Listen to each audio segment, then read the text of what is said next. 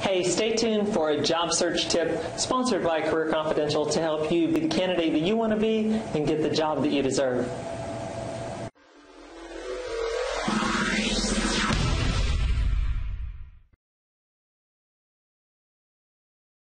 In a previous video, we talked about personality assessments and how you should feel about those and why do hiring managers use them to assess new members of the team. And one of the questions that I often get is, okay, they came back and they said I wasn't a fit based on the personality assessment. Is there anything that I can do to try to get back in the game? And there are a couple things that you can do. They may not be successful, but there are a few things you can do. Number one, ask the hiring manager if they've ever hired anybody who didn't look perfect on the personality assessment test that turned out to be a real winner. Okay? So what you're trying to do is help him remember that person that has done really, really well in the organization, but that didn't do well on the test, and then think of you as being in that same category, as possibly being someone who could really contribute to the organization, but just didn't do well on the test. And then, if you get that kind of response and you're close, use your references as collateral material as to why they should consider hiring you, even though you weren't a perfect fit on the assessment test. Hey, Mr. Manager, call Joe Ranger or whoever it is you got, because he's going to tell you that I was one of the best hires he ever made because of my work ethic, because of my knowledge, because of my skill sets, because of my contacts, whatever it is that makes you special.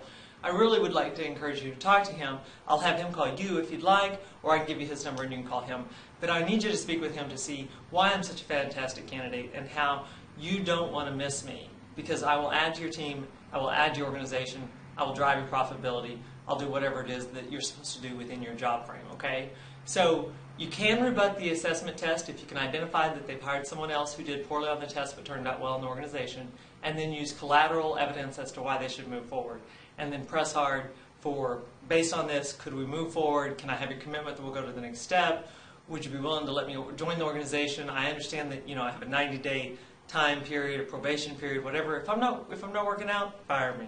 See, because they're going to do it anyway, so you might as well give them the feeling of being free to move on you if you're not the person that they think you are. But then when you get in the organization, you need to run harder, jump faster, all that other stuff, because you want to keep your work, you want to keep your job. But that's how I would tell you to rebut a personnel assessment if you have failed it and not done as well as they would like you to.